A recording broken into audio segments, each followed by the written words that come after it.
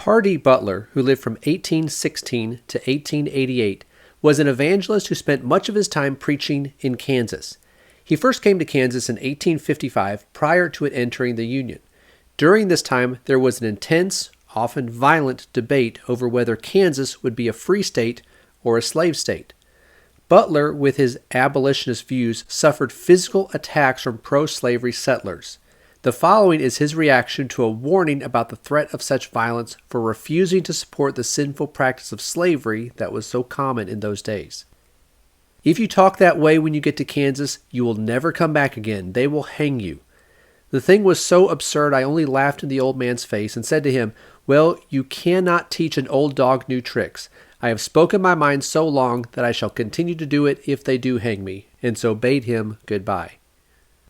There are 3 lessons we can learn from the example of Pardee Butler. First, we must be willing to face persecution for speaking the truth.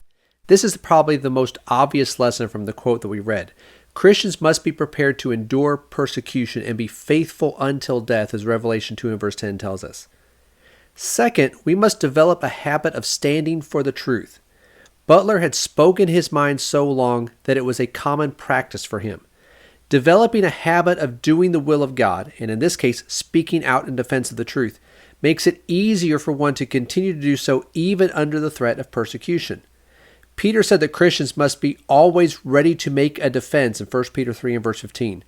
If, instead of speaking out, we develop a habit of remaining silent during opportunities to discuss spiritual matters, it becomes more difficult to start speaking out later because, as Butler said, you cannot teach an old dog new tricks.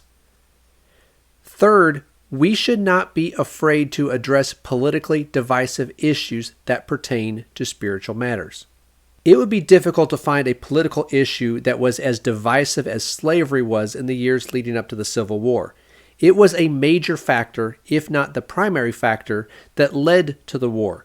But we do have politically divisive issues today, such as abortion and same-sex marriage, that need to be addressed by Christians.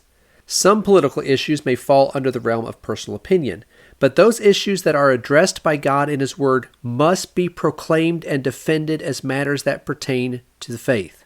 In season and out of season, as Paul told Timothy, we must proclaim the whole counsel of God, even if politicians have taken opposing sides on a particular moral issue. So as we encounter divisive political issues today, let us not be afraid to speak out and proclaim the truth about those issues that pertain to morality and righteousness.